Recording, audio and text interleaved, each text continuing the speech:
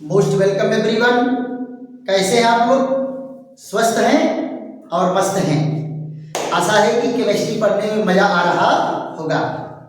आओ बेटा, फिर हम लोग एक बेहतरीन वीडियो के साथ मिलते हैं। और आज की चर्चा का विषय क्या है? एल्किल हैलाइडों का विहाइड्रोहैलोजनीकरण। इसमें बेटा एक आपको बहुत ही बेहतरीन टॉपिक मिलेगा पढ़ने के लिए, साइडजेफ का नियम। साइडजेफ का नियम मोस्ट इंपॉर्टेंट टॉपिक है।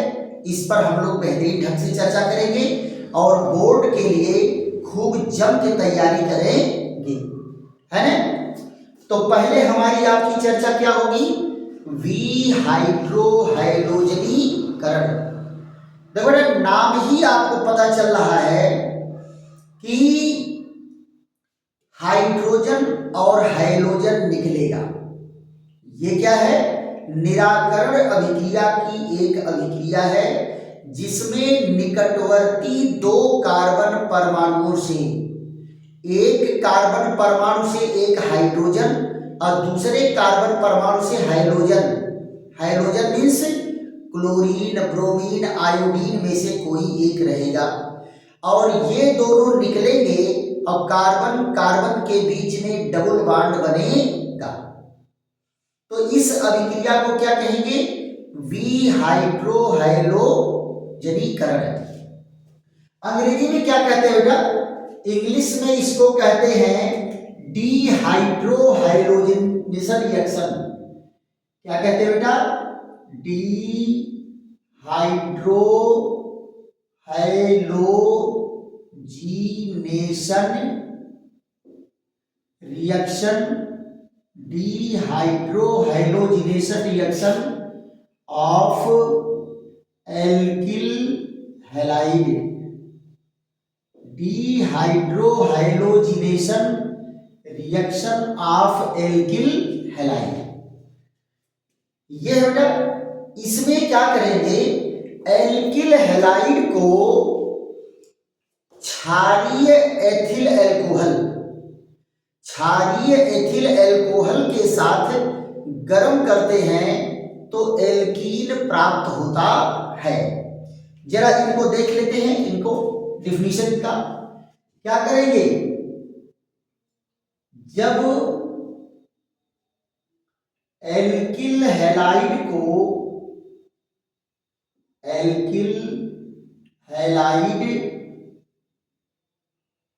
को क्षारीय एथिल अल्कोहल, क्षारीय एथिल अल्कोहल के साथ गर्म करते हैं, के साथ गर्म करते हैं तो एल्कीन बनता है। एल्कीन बनता है, एल्कीन बनता है। इस अभिक्रिया में, इस अभिक्रिया में, इस अभिक्रिया में एक कार्बन परमाणु से हाइड्रोजन, एक कार्बन परमाणु से हाइड्रोजन और दूसरे निकटवर्ती कार्बन, दूसरे निकटवर्ती कार्बन से हैलोजन, हैलोजन निकलता है, हैलोजन निकलता है और कार्बन, कार्बन परमाणु के मध्य, कार्बन कार्बन परमाणु के मध्य द्विबंध बनता है, द्विबंध बनता है, द्विबंध बनता है। यह एक निराकरण अभिक्रिया है, निराकरण या विलोपन, निराकरण या विलोपन अभिक्रिया है। विलोपन अभिक्रिया क्या होता है बेटा? जब दो परमाणु या परमाणु समूह निकटवर्ती कार्बन से निकलते हैं और कार्बन कार्बन के बीच डबल बॉन्ड बनता है, ये अभिक्रिया होती है। तो जरा देखो बेटा, इसकी हम क्रिया विधि पर अगर हम चर्चा कर लें तो क्रिया विधि पर चर्चा करेंगे और अभिक्रिया पर भी चर्चा करेंगे। तो यहां देखो क्या है, C2H5OH और KOH के साथ इनको गर्म करते हैं। किसको? ये देखो CH2 और CH2, एक Cl यहां एक यहां है ना। तो ये कौन सा है? ये है एथिल क्लोराइड। ऐसे कंडीशन में क्या होगा, इस कार्बन से हाइड्रोजन और इस कार्बन से हाइड्रोजन निकलेगा और बन क्या जाएगा, carbon to carbon double bond बनता है और यहां से निकलता है HCl। ये क्या बना? ये बना एथीन, या इसको क्या कहेंगे, एथिलीन, एथिलीन। यहां जरा देखो तो क्रिया विधि इसकी कैसे होगी, क्रिया विधि देखो बेटा, क्रिया विधि में क्या हुआ कि ये KOH है, ये आयनिक होकर के क्या देगा, K पॉजिटिव और OH निगेटिव। और यहां जरा देखो, ये आ जाएगा C2H5OH के साथ ये क्रिया करेंगे, कौन, KOH। तो क्या बनाएगा, ये बनाएगा C2H5OK और क्या होगा, H2O। इसका नाम है पोटेशियम इथाक्साइड। क्या नाम है? पोटेशियम इथाक्साइड। और पोटेशियम इथाक्साइड जब आयनिक होगा तो क्या देगा, ये देगा C2H5O निगेटिव इथाक्साइड आयन और ये पोटेशियम का धनायन, ये इथाक्साइड आयन बना। अब ये इथाक्साइड आयन क्या करेगा बेटा, यहां जरा ध्यान दो तो, CH2 और यहां CH2 और Cl। आप यहां देखो, एक हाइड्रोजन यहां है और ये C2H5O निगेटिव क्या करेगा, यहां से इसको लेकर के निकलेगा, किस रूप में निकला, एथिल अल्कोहल के रूप में निकलेगा। तो अब देखो रचना क्या बनेगी, CH2 और CH2 और Cl। ये देखो बॉन्डिंग इलेक्ट्रॉन को तो खींच रहा है, इस पर वैसे निगेटिव चार्ज है और यहां भी क्या बना, निगेटिव आयन। अब ये निगेटिव आयन यहां आक्रमण करेगा और ये टूट करके इधर चला जाएगा। तो क्या हो जाएगा, CH2 डबल बॉन्ड CH2 और यहां से क्या निकला, Cl निगेटिव। और इस Cl निगेटिव को वेट कौन कर रहा है? K positive. K positive Cl के साथ मिल करके क्या बनाएगा? KCl। तो इस तरह से बेटा डिहाइड्रो हाइड्रोजनीकरण की क्रिया विधि है। बेहतरीन। ऐसे ही लिखना है बेटा, इससे ज्यादा नहीं लिखना है। और अगर मान लो आप चाह रहे हो कि ज्यादा लग रहा है तो आप थियरी कम कर सकते हो। और दूसरी चीज क्या है कि अगर क्वेश्चन आपको आ रहा होगा तो लिखने में समय नहीं लगेगा। और विज्ञान में नंबर बेटा एकदम टू द पॉइंट मिलता है। अगर आप लिखे हो तो इसमें एक नंबर कहीं कटने वाला नहीं है। आइए इसके बाद हम लोग इससे संबंधित सैडजेफ के नियम पर चर्चा करते हैं। तो सैडजेफ के नियम के अनुसार क्या है? ये असममित एल्किल हैलाइडों के लिए नियम लगता है।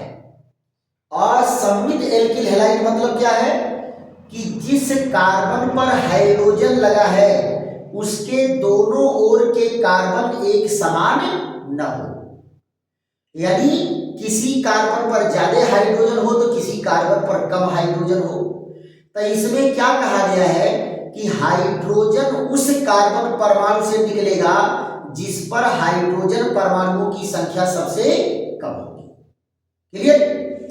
तो यहां जरा देखिए सैडजेफ के नियम को हम लोग देखते हैं। सैडजेफ का क्या नियम है? और आप बेटा वीडियो रोक करके बड़ी आसानी से आप जो है रोक करके इसको तैयार करते चलेंगे, नोट तैयार करते चलेंगे। और आपको पहले ही मैं बताया बेटा केमिस्ट्री में लिख करके पढ़ा जाता है। और अगर लिख करके पढ़ने की आदत नहीं है तो केमिस्ट्री रियली आपके लिए बहुत ही कठिन विषय होगी। दूसरी चीज, कुछ तो बेटा याद करना पड़ता है। आप सोचो कि हम कुछ भी नहीं याद करेंगे तो ये भी सही है कि बेसिक चीजों को अगर याद नहीं करोगे, यौगिकों के सूत्र नहीं याद करोगे तो ये भी सही है कि केमिस्ट्री आपको नहीं आने वाली है कि नहीं? क्यों? क्योंकि ऐसे ही अपने आप कुछ भी नहीं आता। एक कहावत नहीं है कि जंगल में सोए हुए शेर के मुंह में मृग अपने आप प्रवेश नहीं करता है, उसे भी शिकार के लिए उद्यम करना पड़ता है। तो आइए हमारी आपकी चर्चा कहां चलती है? सैडजेफ के नियम पर। सैडजेफ का नियम, सैडजेफ का नियम देखिए क्या कहा गया इसमें? असममित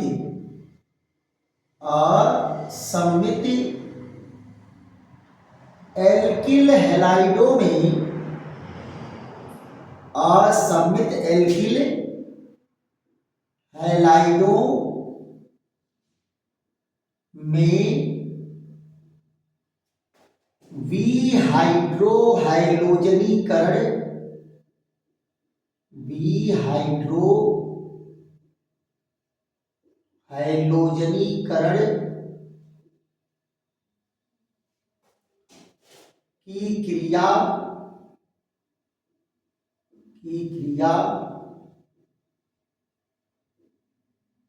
सैडजेफ के नियमानुसार होती है। सैडजेफ के नियमानुसार होती है। सैडजेफ के नियमानुसार होती है। यहां देखो इस नियम के अनुसार, इस नियम के अनुसार हाइड्रोजन परमाणु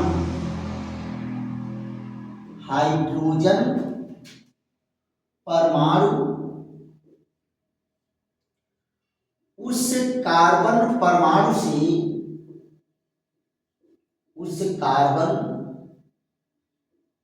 परमाणु से विस्थापित होता है,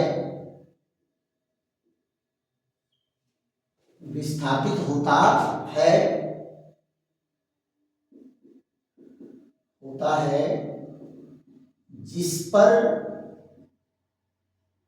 स्थापित होता है, जिस पर हाइड्रोजन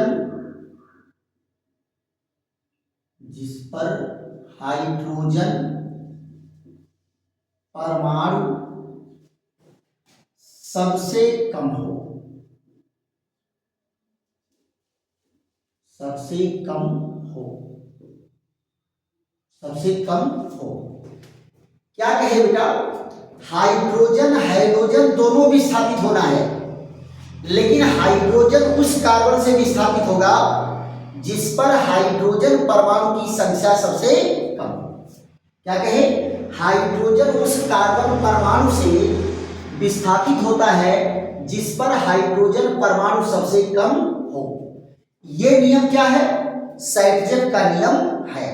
और क्या कहे, असममित एल्किल हैलाइडों में विहाइड्रोहैलोजनीकरण की क्रिया सैटजेफ के नियमानुसार होती है।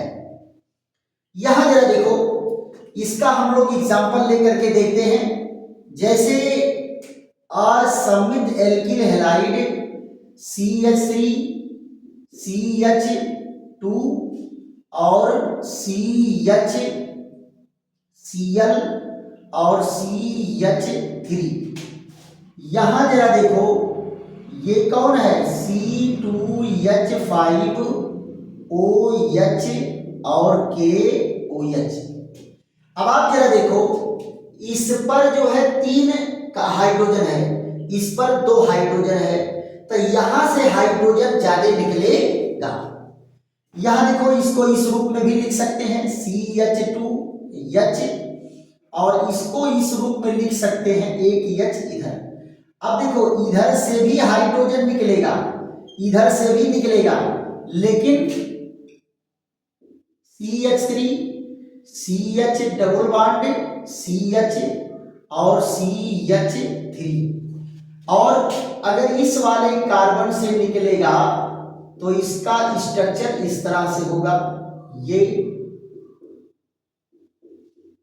H2O, ये क्या है, ब्यूटीन 2, और ये कौन है, ये है ब्यूटीन 1। देखो बेटा, उत्पाद तो दोनों बनेंगे, ये वाला भी बनेगा, ये वाला भी बनेगा, लेकिन ये क्या बनेगा, अल्प मात्रा में बनेगा। कितना बनेगा, 15 से 20% ये बनेगा। और यहां जरा देखो, ये मुख्य उत्पाद बनेगा, मुख्य उत्पाद। ये कितना बनेगा, 80 से 85% ये बनता है। ऐसे ही यहां देख लो दूसरा एग्जांपल, CH3 और CH3, यहां एक H इधर है, और यहां देखिए Cl और CH2, ये सेम कंडीशन में इधर से भी हाइड्रोजन निकलेगा, इधर से भी निकलेगा।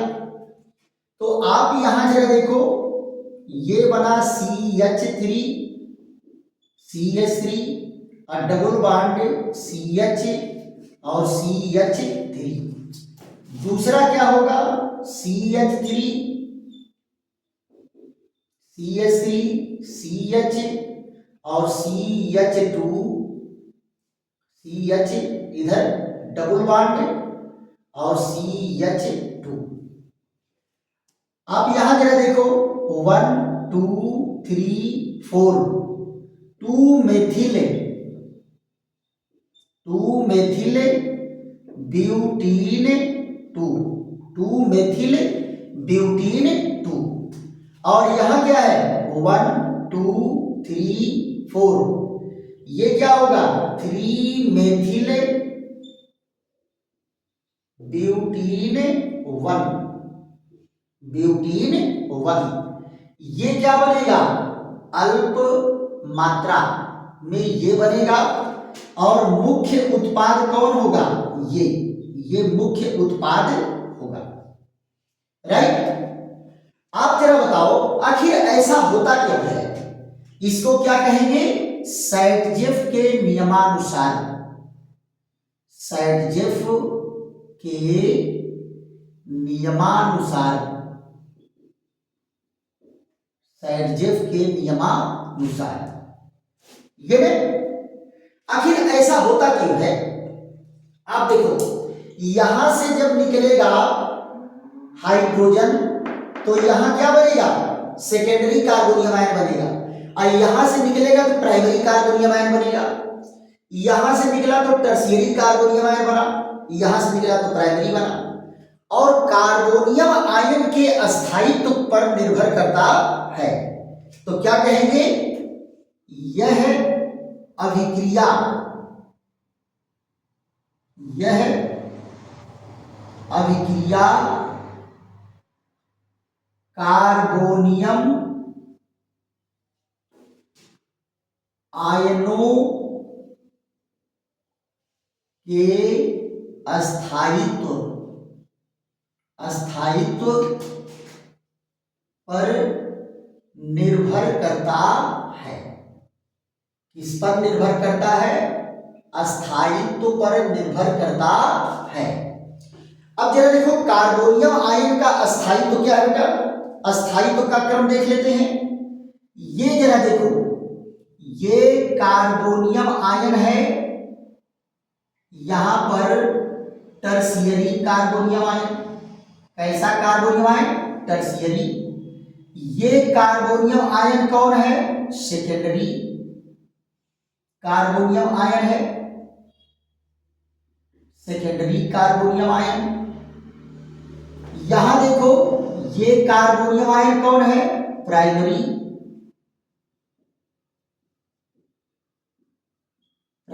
Carbonium ion. और यहां पर जरा देखो ये है मेथिल कार्बोनियम आयन। ये देखो इनके अस्थायित्व का क्रम क्या है? सबसे ज्यादा अस्थाई ये, उसके बाद ये, उसके बाद ये।